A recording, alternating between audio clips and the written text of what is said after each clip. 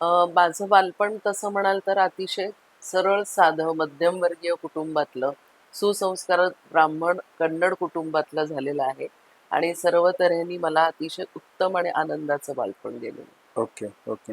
लहानपणी म्हणजे असा कोणाचा सर्वात जास्त प्रभाव होता हो, तुमच्यावर? ओके. म्हणजे एक गंमत म्हणून सांगते, की मला मेडिकलला ॲडमिशन मिळाली होती.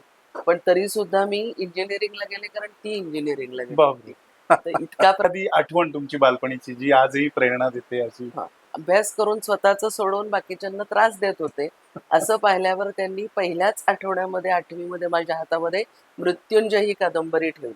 मग शिक्षण क्षेत्रात येण्याचा निर्णय तुमचा कसा झाला? ॲक्सिडेंटली. खरं विचारलं ना तर अकॅडमिक हेड म्हणजे शिक्षकांना कसं शिकवायचं, बरं. हा सर्वात मोठं आव्हान आहे. पण म्हणजे परीक्षेतले म्हणाल तर काही महत्वाचं नसतं. ओके. कारण तुम्हाला कोणीही आता आपल्याला जर विचारलं तुला 10वीला काय मार्क पडले तर कोणीही विचारत नाही. कारण काय मुलांनी हाताने केल्याशिवाय त्यांना हो, कुठलाही प्रयोग बरोबर. कळत नाही. आणि सायन्स हे प्रत्येक छोट्या गोष्टीमध्ये आहे. इंटरव्ह्यू घ्यायला ना इस्रोचे भाभा ऑटॉमिक रिसर्चचे सायंटिस्ट आलेले असतात. हो. इवन आपले vice chancellor doctor Pandit Vidyasagar पण असतात. आता सुधांशू मुळे म्हणा किंवा सुनीता विल्यम्स मुळे म्हणा किंवा आत्ताच आपलं ऑपरेशन सिंदूर, की स्पेस हे तर तुम्हाला प्रत्येक तुमचा हो. सध्या मोबाईल हा सुद्धा स्पेस शिवाय हो, चालत नाही. हो. जेव्हा आम्ही लोकलमधनं उतरून रिक्षावाल्याचे पैसे देऊन घरात गेलो तेव्हा खिशात फक्त ₹2.5. यत्र योगेश्वरो कृष्ण यत्र पार्थो धनुर्धरा तत्र श्रीर्विजयोर्भूती ध्रुवा नीतिर्मतिर्म.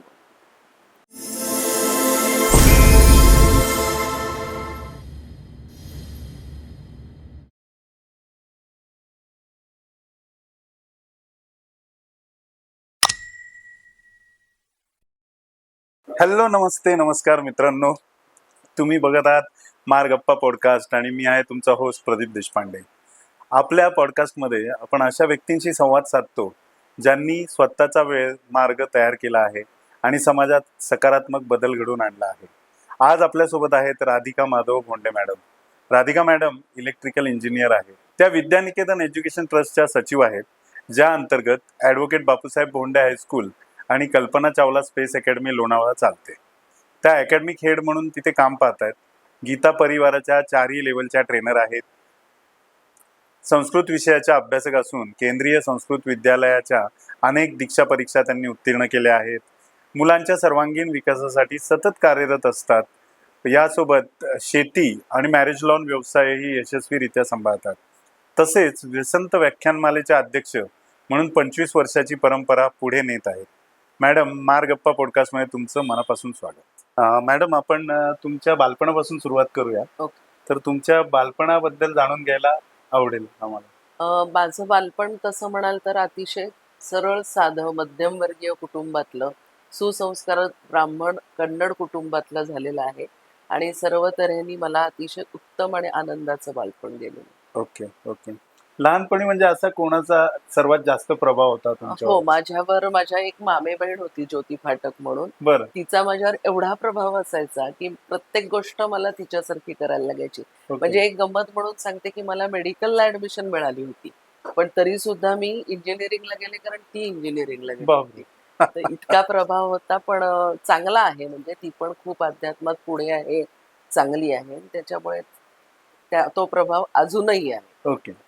आणि घरात शिक्षणाचं वातावरण म्हणजे कसं होतं लहानपणी? शिक्षणाचं वातावरण म्हणजे स्वतः माझे आई-वडील फार शिक्षित नव्हते. बरं. पण माझे आजोबा वगैरे म्हणजे माझे आजोबा तुम्ही सरन्यायाधीश होते, पी.बी. गजेंद्रगडकर ते माझे बरं. आजोबा. ते ओके. आपल्या म्हणजे खूप जास्ती 15 वर्ष त्यांना सुप्रीम कोर्टामध्ये सरन्यायाधीश पदाची हे मिळालेली होती. ओके. असं बऱ्यापैकी चांगलं शिक्षण होतं की म्हणजे सगळ्यांचं. एकंदरीत एकदम लहानपणापासून व्यवस्थित. शिक्षणाचं घरात चांगलंच तुमच्या हे येस. होतं हो. वातावरण.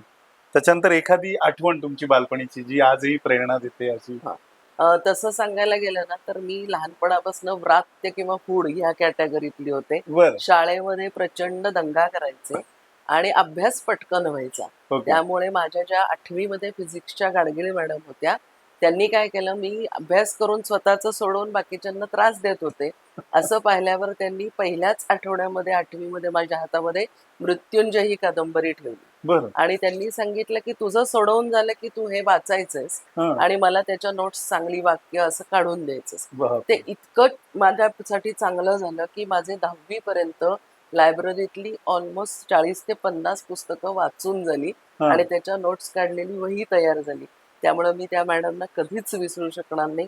त्यांच्यामुळे मला वाचनाची उत्तम सवय लागली. मग थोडक्यात म्हणजे वाचनाची आवड तुम्हाला 8वी पासूनच हो, लागली. निर्माण झाली असं Yes. म्हणायला हो, हरकत नाही. हो. ओके. तुम्ही तुमच्या बालपणी स्वतःला म्हणजे कसं पाहायचा? मला त्याच्यात- असं वाटायचं एक खूप चांगली यशस्वी स्त्री, हा. मला बरेच जणांनी ओळखावं, हा. माझ्याकडे बघून काही शिकावं असं एक तेव्हा वाटायचं. ओके. नाही आणि आज ते सत्य झालंय नाही, ऑफकोर्स. असं नाही म्हणता येत. मग शिक्षण क्षेत्रात येण्याचा निर्णय तुमचा कसा झाला? Accidentally okay. म्हणजे 2009 पर्यंत मी पुण्यात मुलाच्या शिक्षणासाठी होते. बर. 2004ला ऍडव्होकेट बापूसाहेब भोंडे जेव्हा एक्सपायर झाले हा. तेव्हा माझ्या मिस्टरांनी ह्या शाळेची धुरा हातामध्ये घेतली. बर. पण मी 5 वर्ष तिथेच होते. मग 2009ला तो लॉला ऍडमिशन झाल्यानंतर मोठा झाला म्हणून मी इकडे आले. हा. 2010ला मला या शाळेमध्ये घेतलं. ओके. पण त्याच्यानंतर असं लक्षात आलं की छोट्या गावामध्ये चॅलेंजेस खूप आहेत. हम्म. काही काही गोष्टी शिक्षकांना आम्हाला फिया कमी असल्यामुळे शिक्षक उत्तम शिक्षित मिळत नाही. हा. मग त्यांना काही ट्रेनिंग देणं गरजेचं आहे, त्यांना काही गायडन्स देणं. मग मला माझ्या मिस्टरांनी आवाहन केलं की तू थोडंसं लक्ष घातलंस तर बरं होईल. हम्म. असं म्हणून मी 2013 पासून ऍक्च्युअली शाळेमध्ये कार्यरत झाले. तरी एक तप झालं तुम्हाला. हो.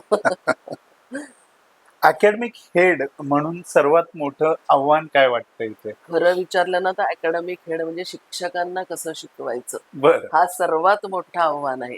कारण शिक्षक त्यांच्या त्या धोपट मार्गानेच जातात हो. आणि थोडंसं out of the way, out of the box thinking करायचं नाही. माझी लॉगबुक पूर्ण झाली ना, माझी प्रेझेंटी झाली ना, माझे पेपर तपासले ना, एवढंच असतं. माझं म्हणणं असं असतं आणि पालकांची हल्ली आम्ही शाळा घ्यायला लागलो. बर. कारण विद्यार्थी हा शिक्षक आणि पालक ह्या दोघांचाही घटक आहे. हो. त्यामुळे असं असतं की पालकांनाही खूप शिकवायला लागतंय. हा, हा. की पालकांची अतोनात अपेक्षा आहेत मुलांकडनं आणि शिक्षक मुलांना समजा विद्यार्थ्यांना एखादी गोष्ट कळली नाही तर मी शिक्षकांना ते सांगते विद्यार्थी कधीच कमी नसतो. हम्म. ती गोष्ट तुम्ही वेगळ्या तऱ्हेने शिकून बघा आणि बरोबर. त्याच्यासाठी स्वतः तुम्हाला ती गोष्ट 4 तऱ्हेने करता आली पाहिजे. हम्म. तर हे एक मोठं आव्हान आहे. त्यामुळे थोडंसं बॅड बुक्स मध्ये जाते मी. पण तुम्ही पालकांची शाळा घ्यायला आता सुरुवात केली असं हो, म्हटल्या हो. तर म्हणजे ते नेमकं काय आणि कसं नाही करता काय तुम्ही? होतं माहितीये का पालकांना आपलं लहानपण आठवतच नसतं. आता हो. कसं झालंय आपल्या वेळेला किंवा आमच्या वेळेला 3 तरी कमीत कमी मुलं असायची, जास्तीत जास्त कितीही असायची. हो. त्यामुळे एखाद्या मुलाकडनं एखादी अपेक्षा पूर्ण नाही झाली तर दुसरा करायचा. हम्म. आणि पालकांना एवढं नव्हतं की माझ्या मुलांनी हेही केलं पाहिजे तेही हम्म. केलं. शाळा झाली की हुंदडणे एवढंच आम्हाला माहिती होतं. बरोबर. पण ह्या मुलांकडनं तो उत्तम पोहला पाहिजे, बोलला पाहिजे, गायला पाहिजे, अभ्यास चांगला पाहिजे. म्हणून मी पालकांना विचारते आणि त्यांना मग एखादा टास्क देते की चला करा तुम्ही 4 शब्द दिलेत त्याच्यावरनं लिहा 10 मिनिटात. हा. नाही होत.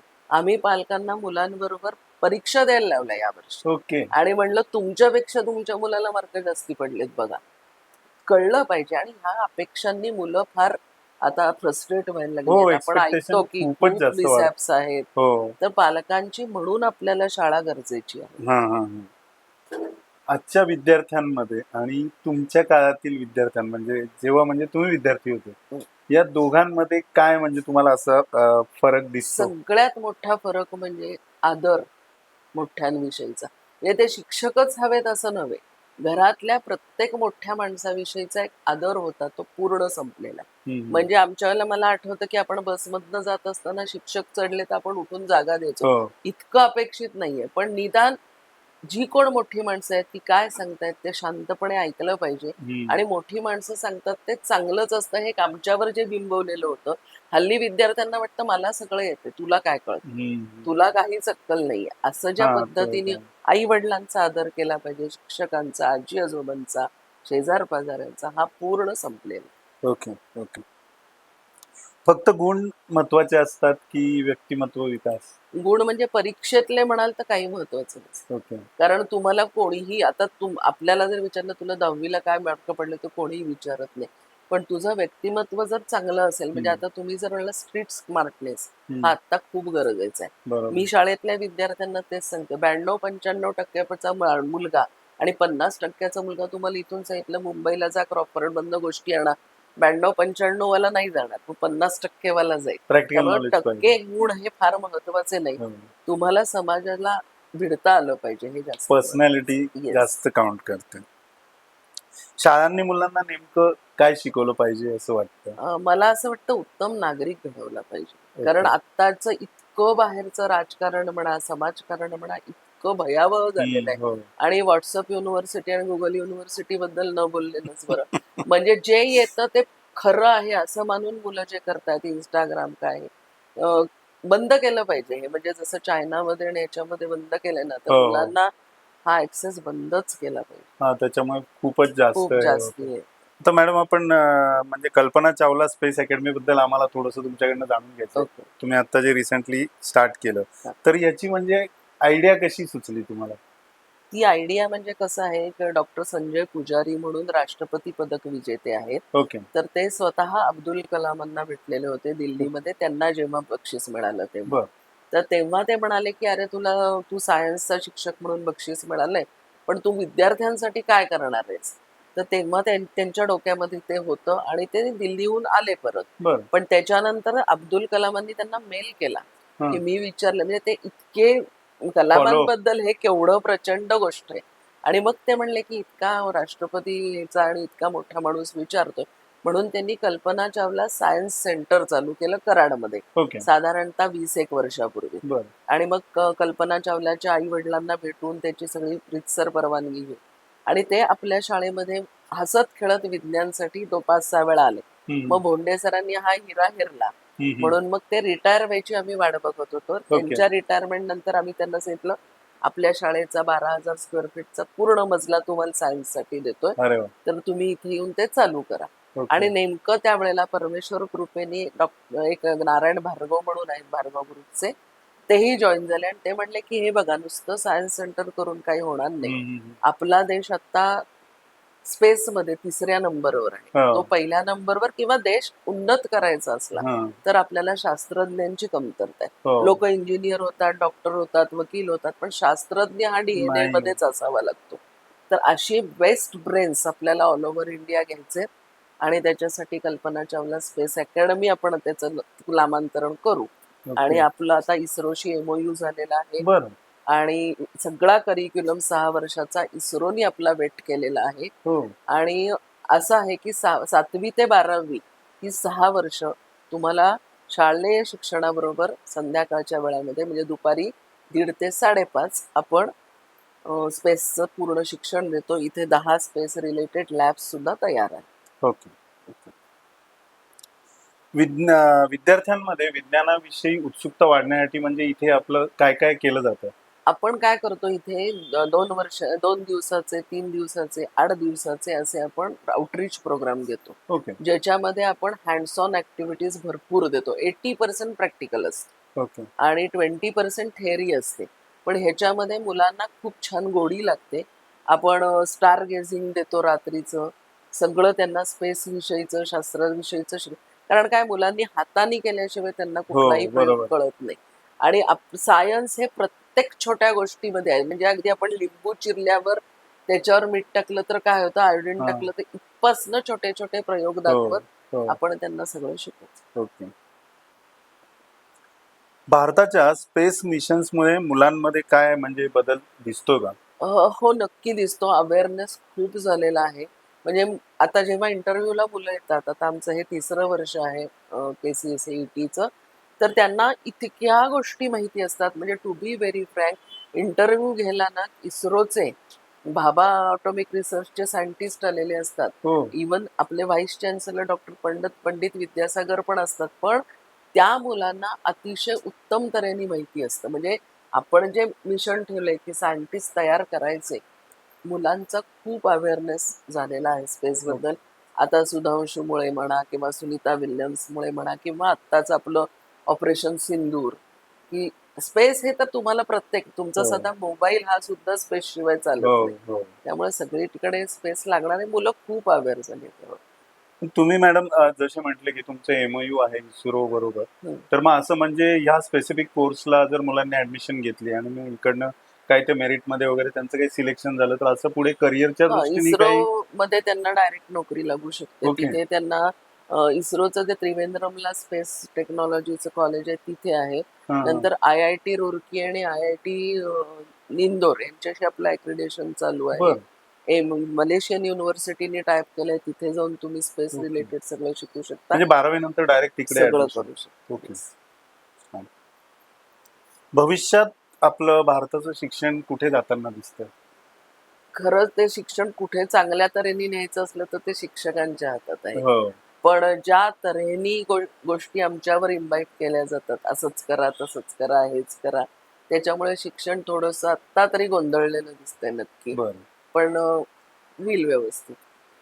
आत्ता म्हणजे मॅडम आत्ताच एक लेटेस्टच मला लक्षात आहे की 11वीचे जे ऍडमिशन आहेत ते ऑनलाईन या वर्षीपासूनच काहीतरी चालू केलं आणि गोंधळ उडाला. हो. तर त्याच्याबद्दल काही सांगता येईल का?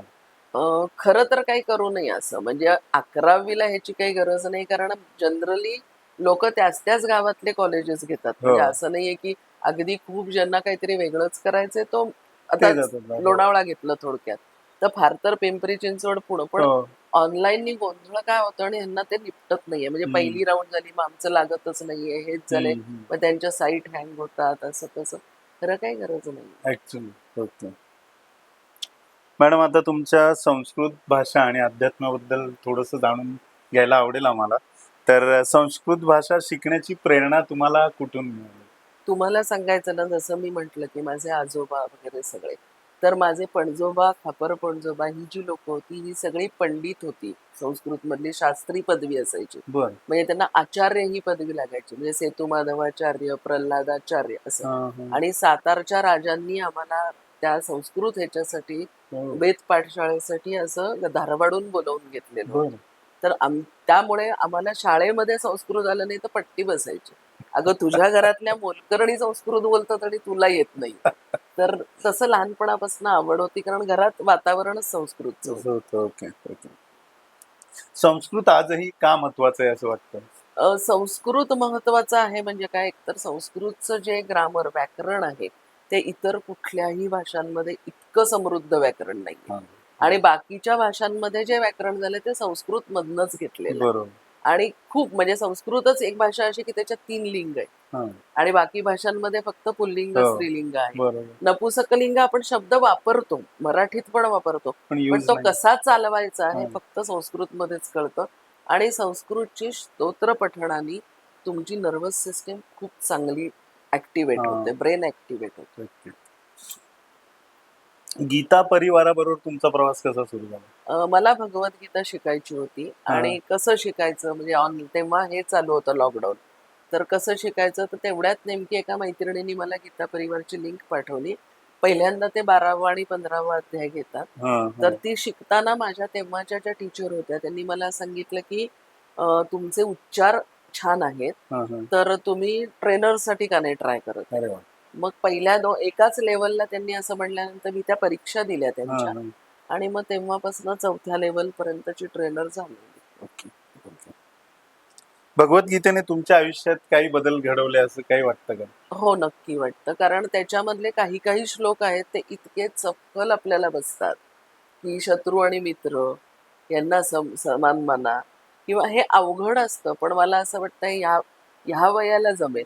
तुम्ही जर 18-19व्या वर्षी म्हणलात की संसार तापलो रामराया, तर ते काय होत नाही, शक्य नाही. पण मुलांनी शिकावं, मुलांचा दृष्टिकोन नक्की बदलतो आणि उच्चार स्पष्ट होतात, बाकीच्या भाषा शिकायला आवड निर्माण. ओके.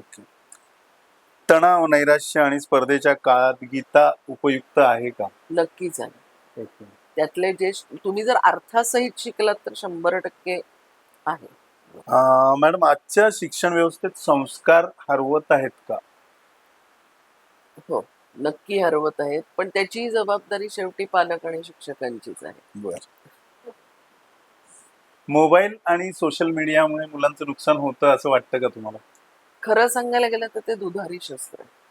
मोबाईल आणि सोशल मीडियाने नक्की होतंय, पण मोबाईल असा आहे की एकतर तुम्हाला मोबाईल मुलांचा कमी करायचा असेल तर पालकांनी कमी केला पाहिजे.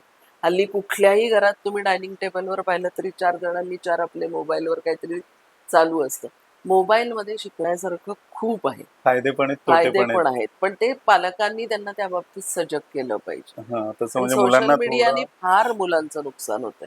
कारण सोशल मीडिया ही प्रत्येक वेळेला खरीच बातमी दाखवेल असं नसतं हम्म किंवा जे सेलिब्रिटीजचं सगळं दिसतं पण त्याच्या मागचे कष्ट मुलांना कळत नाही. एक्झॅक्टली. हा, की अमिताभ बच्चन किंवा शाहरुख तुम्हाला असा दिसतोय किंवा ह्या आत्ताच्या पिढीमध्ये रणवीर सिंग सगळ्यांना आवडला धुरंधर. पण त्याच्यासाठी तो किती कष्ट स्ट्रगल घेतोय स्ट्रगल दिसत नाही. हे हे दिसत नाही. ते खरं बरोबर, माझं तर आव्हान आहे की ह्या सेलिब्रिटीजनी ते दाखवावं. ऍक्च्युली. हा, मग मुलांना इन्स्पिरेशन मिळेल. बरोबर बरोबर आहे. पालकांकडे वेळ नाही की प्राधान्य नाही, काय म्हणता येईल? प्रायोरिटी मूल हे नाहीच आहे आता. कारण काय झालंय की इतकं स्पर्धिक जग स्पर्धा झालंय भरपूर. आणि माझ्या मुलाला सगळं द्यायचं. पूर्वी कसं असायचं आया घरातच असायच्या. हो हो. त्यामुळे मुलाचं काय चाललंय कसं चाललंय हे बघितलं जायचं. आता मी असं आयांना दोष नाही देणार किंवा कुणालाच नाही. पण जेवढा वेळ तुमचा आहे माझं म्हणणं आहे मुलांना तुम्ही कान द्या तुमचा. मुलांना तुमच्याशी खूप गोष्टी शेअर करायच्या असतात. हम्म, कुठल्याही क्षणी ते बोलायला आले की तुम्हाला हे आत्ता नको ग मग बघू हम्म. असं करू नका. आणि दुसरी गोष्ट मुलांना उत्तम दृष्टिकोन द्या. डोळे आणि कान तुम्ही मुलांना दिलात तर मुलं नक्की घडतात. Okay okay. एआय आणि चॅट जीपीटी शिक्षकांची जागा घेतील असं वाटतं का? नाही घेणार. कारण शेवटी एआय आणि चॅट जीपीटी मध्ये जे फीड केलेलं आहे तेच तुम्हाला. पण बरोबर. काय विचारायचंय हे मला कळलं. एक्झॅक्टली. चॅट जीपीटीला फालतू गोष्ट विचारल्यात तर नाहीच होणार आहे. पण तुमचं स्वतःचं जर बेस तयार असेल तर चॅट जीपीटी कडनं काय घ्यायचंय एआय कडनं काय घ्यायचंय हे आपल्याला आपण कळतं. हा, उलट AI will be helpful for students. नक्कीच. तसं ते यांनी आपण घेतलं पाहिजे हो पॉझिटिव्ह. हो. ओके. भारतीय संस्कृतीपासून आजकालची तरुण पिढी दूर जातीये का? हो पण त्यालाही मी असं म्हणेन की सोशल मीडिया जबाबदार आहे. बरं. कारण खूप जमलिंग होतं. एक जण असं बोलतो एक जण म्हणजे आता आपल्या मुलांचं काय झालं जडबुडाची बावली झाली. हम्म. इकडनं मारलं तर इकडचाही दृष्टिकोन बरोबर वाटतोय तिकडचाही दृष्टिकोन बरोबर वाटतोय. करिअरच्या शर्यतीत आनंद हरवतोय का? हो नक्कीच हरवतो. कारण का माहितीये का जे करिअर मला करायचं ते मी करतच नाही. हम्म. बरेच वेळा सोशल प्रेशर, घरातलं प्रेशर, डोक्यामध्ये काहीतरी वेगळंच करायचं असतं पण मला कोण काय म्हणेल ह्याच्यामुळे योग्य करिअरकडे मुलं वळतच नाहीये. त्यांना आतला आवाज ओळखता आला पाहिजे. आता थोडस मॅडम तुमच्याशी मी इमोशनल विचारेल प्रश्न. चालेल. तर आयुष्यातला असा सर्वात कठीण काळ कुठला होता का तुमच्या? नक्की होता. कारण कुणाचंच आयुष्य असं स्मूथ नसतं. सगळ्यांचंच रोलर कोस्टर असतं. बरोबर. पण जेव्हा आमचं लग्न 2 मेला झालं तेव्हा 2 जूनला माझ्या नवऱ्याने नोकरी सोडली. ओके. आणि मी नोकरी करत नव्हते जरी इंजिनियर असले तरी आणि आम्हाला एकत्र कुटुंबात पुण्यात राहत होतो. ओके. आणि तिथून मग त्या लोकांवर भार व्हायचं नाही म्हणून लोणावळा हे आमचं जे नेटिव्ह प्लेस आहे तिथे आम्ही गेलो. जेव्हा आम्ही लोकलमधनं उतरून रिक्षावाल्याचे पैसे देऊन घरात गेलो तेव्हा खिशात फक्त ₹2.50 आणि त्या तिथून आम्ही आमच्या आयुष्याची सुरुवात केली. पण परमेश्वर कृपेने भोंडे कुटुंबासाठी खूप काही करण्याची संधी क्वचित असं असतं there is a divine path आणि you have to fit into that. Right. तो आमचा पाठ ठरलेला होता.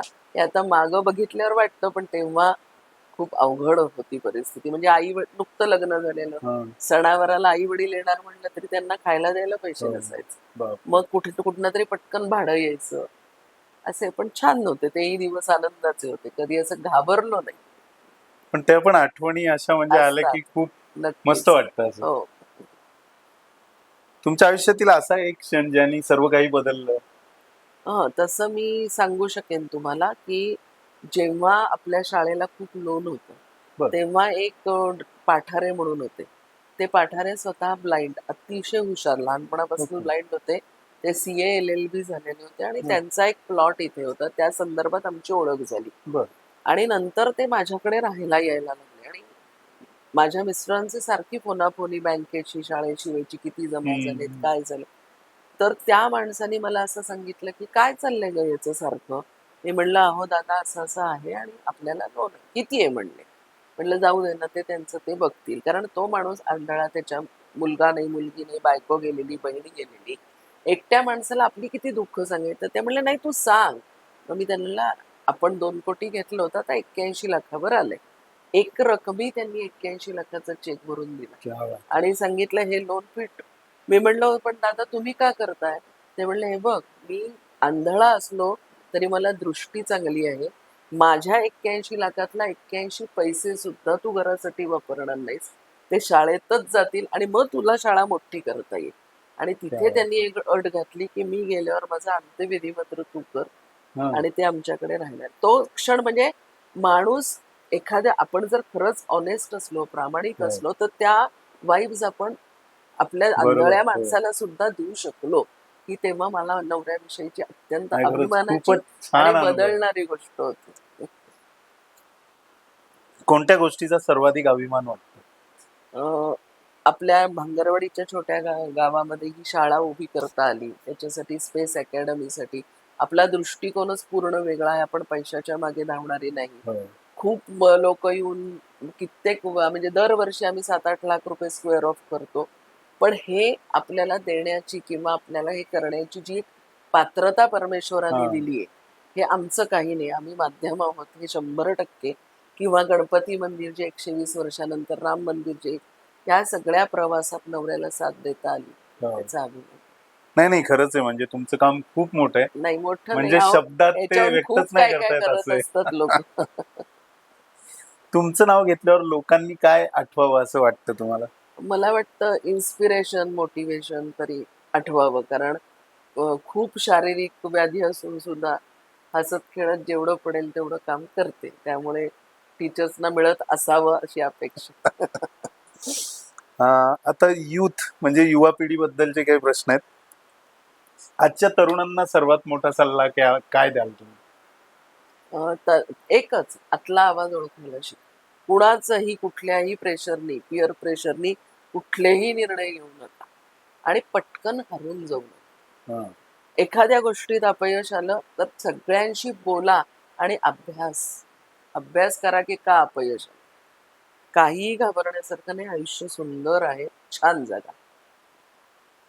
यश आणि समाधान यापैकी काय महत्वाचं आहे त्यांना सांगाल? समाधान महत्वाचं आहे पण ते समाधान यशातूनच मिळतं. अपयशी माणूस समाधानी असेल असं अपेक्षा करणं बरोबर आहे. चुकीचं आहे. हो. जीवनात दिशा कशी शोधावी? मी सांगितलं तसंच जे तुम्हाला वाटतंय तेच करावं. शेजारचा माणूस इंजिनिअरिंगला गेलाय का बाबा वकील आहेत म्हणून असले कुठलेही हा, म्हणजे कोणाच्या प्रभावाखाली न जाता येता करावं. तुम्हाला जे वाटते ते वाटते. करा. पुस्तकं की सोशल मीडिया? नक्की पुस्तक. हा, ते तुम्ही ऑलरेडी सांगितलंच आहे. पुढील 10 वर्षांसाठी तुमचं विजन काय? पुढच्या 10 वर्षामध्ये माझं विजन असं आहे की निदान आमच्या शाळेने तरी कमीत कमी 10 सायंटिस्ट भारताला द्यावे या हात आणि अजून थोडेसे आमच्या शाळेचं एक्सपान्शन व्हावं. कारण आता ह्या कल्पना चावला स्पेस अकॅडमीला आमची एज कमी पडायला लागली जाऊ आणि माझ्या शिक्षकांना त्यांच्या मनाप्रमाणे सगळं मिळावं. ओके ओके मॅडम, जसं म्हणजे सुरुवातीला मी सांगितलंच प्रेक्षकांना की तुम्ही हे सगळं करताच आहे, पण ह्याच्या व्यतिरिक्त तुम्ही शेती करताय, त्याच्यानंतर तुमचा एक मॅरेज लॉनचा पण एक बिझनेस आहे, तो पण तुम्ही सांभाळताय. तर त्याच्याबद्दल आम्हाला जरा तुम्ही डिटेलमध्ये सांगू शकाल का? मॅरेज लॉन सुद्धा खूप ऍक्सिडेंटली झालं. बरं. कारण मुलाचं लग्न होतं 2012 साली हा, हा. आणि इकडे आम्ही सगळीकडे लोणावळ्यामध्ये पाहिलं तर भोंडे सरांना कुठलंच काही आवडलं नाही. ओके. तर ते म्हणले आपण आपल्या मुलासाठी आपलं लॉन तयार अरे करू. बापरे. कारण सुदैवानी जागा होती हा, हा. आणि अक्षरशः 4-5 महिन्यामध्ये ते लॉन तयार झालं वा. आणि उत्तम झालेलं आहे. आणि मग नंतर तरी आम्ही 3-4 वर्ष काही बिझनेस करत नव्हतो. मग नंतर इथे बसलोच आहोत, इथेच राहतोय म्हणून मग ते सुरू केलं आणि आता चांगला रिस्पॉन्स आहे. त्याला शाकुंतल लॉन असं आम्ही म्हणतो. हा. आणि तिथेच शेजारी आमची शेती पण आहे. बरं. तर शेती म्हणजे माझे सासरे 1987-88 पर्यंत शेती करत होते. हा. त्याच्यानंतर ते म्हातारे झाले आणि मग नंतर ते थांबलेलं होतं. ओके. पण शेवटी असं आहे, अंबानी असू दे, अडाणी असू दे, नाहीतर भोंडे असू दे, हो. नोटा आणि बिटा खाऊन काही आपली पोटं भरत नाहीत. बरोबर. अन्न हे लागतंच.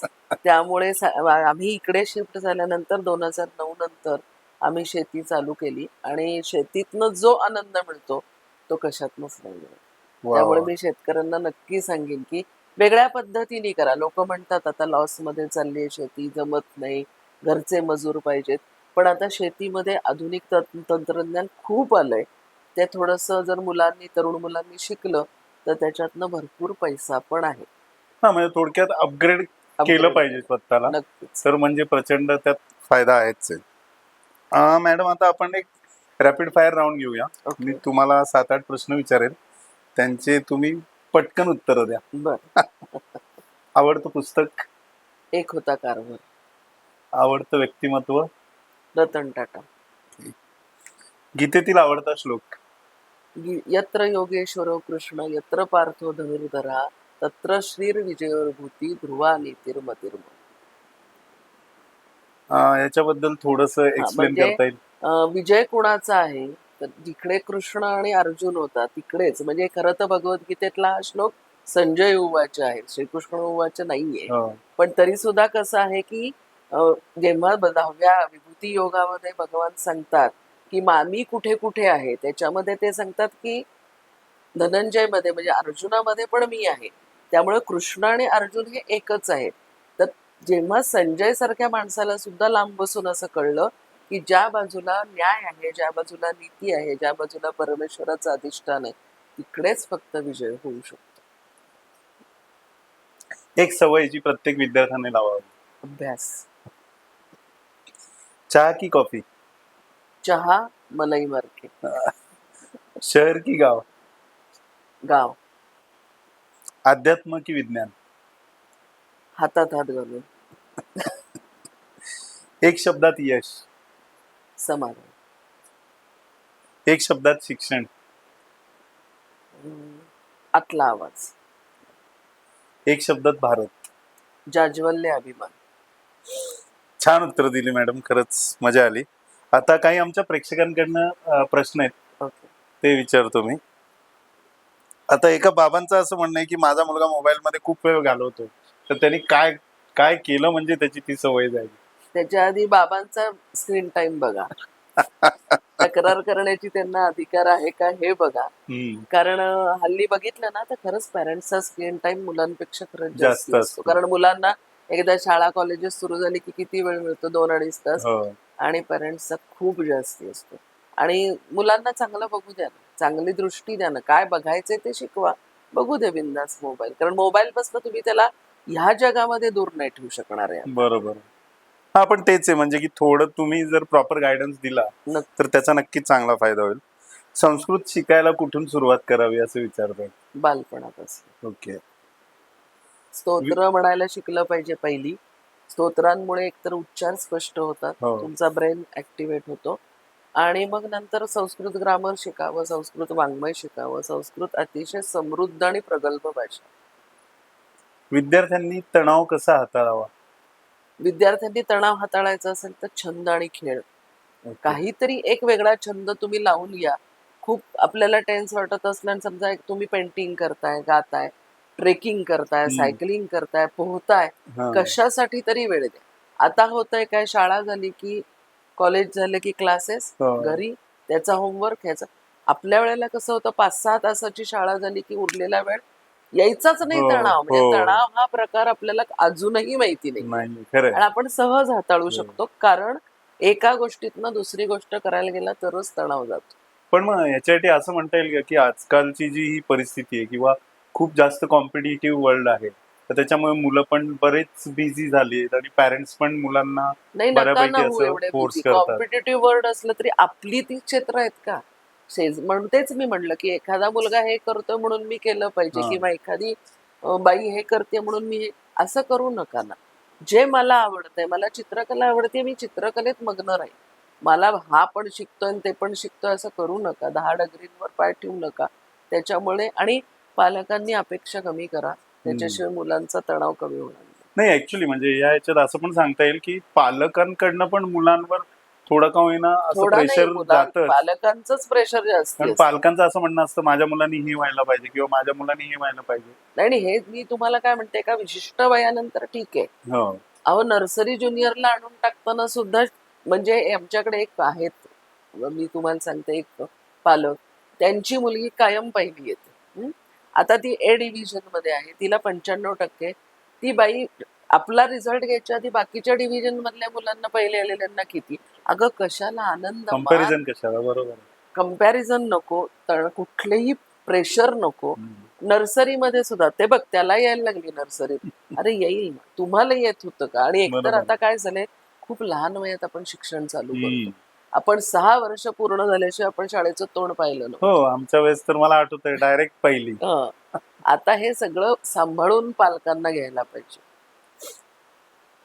पालकांनी मुलांसाठी सर्वात महत्वाची गोष्ट कोणती करायला पाहिजे? मुलांना वेळ द्या. वेळ नाही ही सबब पालक फार चुकीची सांगतात. आम्ही काय करू, आम्हाला वेळच नाही. हम्म. ठीक आहे, तुम्ही दोघं नोकरी करताय, सोमवार ते शुक्रवार वेळ नसेल, शनिवार रविवार पूर्ण त्यांना द्या. हा. निदान 3-3 तास 4-4 तास जरी तुम्ही त्यांचं ऐकून घेतलं, सिली क्वेश्चन्स असतील, ऐका ना, काय बिघडते. बरोबर आहे. मग एकदा मुलाला कळलं ना की माझी आई, माझे वडील मी सांगेल ते ऐकतायत, तर ते तुमच्याशी शेअर करायला लागतील. तुम्ही ऐकत नाहीये, मग कुणाला न कळलेल्या समजा मित्राला मैत्रिणीला सांगणार, त्याच्या सल्ल्याने जाणार, मग तुमचे डोळे साधारणतः 3-4 वर्षांनी उघडतात. अरे ही माझ्याशी बोललीच नाही, हा माझ्याशी. असं नका करू. कान द्या मुलांना आणि वेळ द्या. करिअर निवडताना काय लक्षात घ्यायला पाहिजे? करिअर निवडताना जे तुम्हाला हवंय तेच करा. आणि तुम्हाला सांगते, जेव्हा करिअर निवडायची वेळ येते ना, तेव्हा मूल साधारणतः 18-19 वर्षाचं झालेलं असतं. त्यामुळे त्याला माहिती असतं. खूप वेळा असं होतं की नाही मला इकडे जायचं नाहीये, पण मला आता हे सांगतायत की अगं बघ, आपलं हॉस्पिटल आहे, तू डॉक्टर हो, बघ वडील इंजिनियर आहेत. असलं नका करू. तुम्ही त्यांना जे व्हायचंय ते, आणि पालकांनी पण थोडंसं स्वतः बदललं पाहिजे की नाही इंजिनियर झालंस तर आता त्याच्यासाठी तो 3 इडियट्स खूप छान आहे. हो, खरंच छान आहे. बघा, काहीतरी चांगलं करा. आणि आता तुम्हाला सांगू का, आपल्या वेळेला करिअरच्या संध्या खूप कमी होत्या. या मुलांना प्रत्येक ह्याच्यामध्ये स्पेशलायझेशन. तुम्ही साधं IT घ्या किंवा हे वकील जरी म्हणला तरी त्याच्यात भरपूर आता खूप पूर्वी सिव्हिल क्रिमिनल एवढंच होतं, आता भरपूर गोष्टी झाल्या. आणि करिअर गायडन्स पण आता भरपूर आहे. आणि मीच आता म्हणजे लेटेस्ट एक्झाम्पल द्यायचं झालं तर माझी डेंटल ट्रीटमेंट चालू आहे. तर परवा असंच मी डॉक्टरांबरोबर गप्पा मारत होतो, तर डॉक्टरांचा मुलगा पण आता 12वी पास झाला. तर म्हणजे कसं बघा, म्हणजे पॅरेंट्सचं पण एक असं, म्हणजे आजकाल म्हणजे बऱ्यापैकी पॅरेंट्स मुलांवर असं हे नाही करत फोर्सफुली, पण म्हणजे कुठेतरी त्यांची इच्छा असते की मी डॉक्टर आहे तर माझ्या मुलांनी पण डॉक्टर व्हायला पाहिजे. पण अनफॉर्च्युनेटली त्यांच्या मुलाला इंजिनियर व्हायचं. त्यांनी बोलून दाखवलं, अरे मी डॉक्टर आहे पण बघ ना, माझ्या मुलाला इंजिनियर व्हायचं. म्हटलं आता काय करणार आपण त्याला. पण चांगले असतील ज्या अर्थी त्याला देतात इंजिनियर. हो. तर एकंदरीत मॅडम, आज म्हणजे तुमच्याशी बोलून खूप मजा आली. खूप छान तुम्ही म्हणजे सगळं गाईड केलं. तर सगळ्या प्रेक्षकांना बघून आता नक्कीच त्यांच्या मुलांबद्दल बघण्याचा दृष्टिकोन नक्कीच बदलेल.